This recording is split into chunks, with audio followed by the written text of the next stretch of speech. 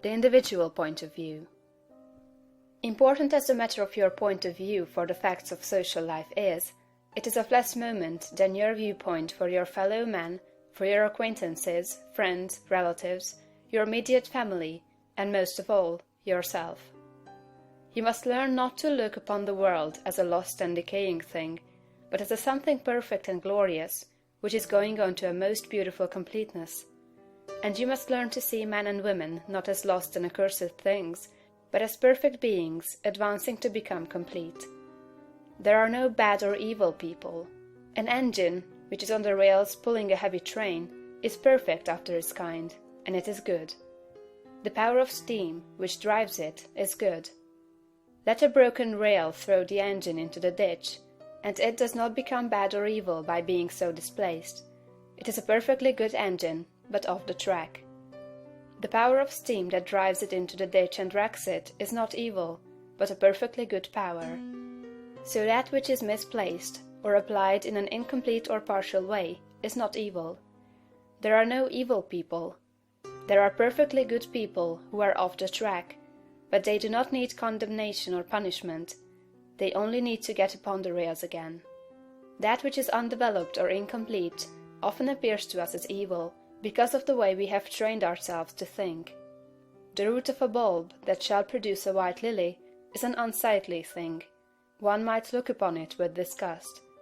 But how foolish we should be to condemn the bulb for its appearance when we know the lily is within it. The root is perfect after its kind. It is a perfect but incomplete lily, and so we must learn to look upon every man and woman, no matter how unlovely in outward manifestation. They are perfect in their stage of being, and they are becoming complete. Behold, it is all very good. Once we come into a comprehension of this fact, and arrive at this point of view, we lose all desire to find fault with people, to judge them, criticize them, or condemn them.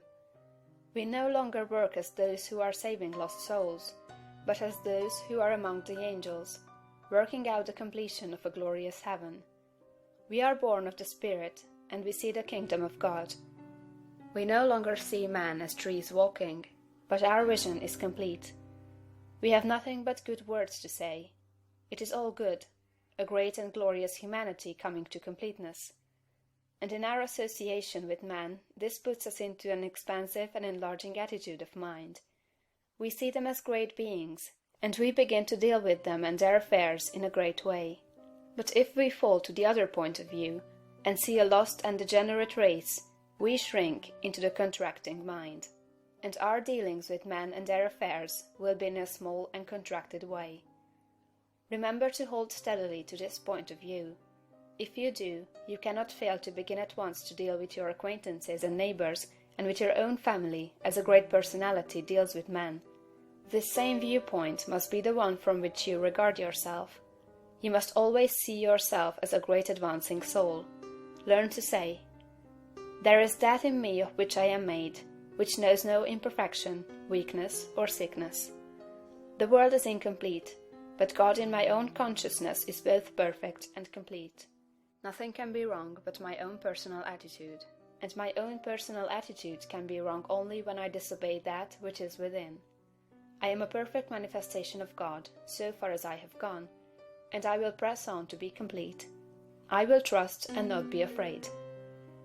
When you are able to say this understandingly, you will have lost all fear, and you will be far advanced upon the road to the development of a great and powerful personality.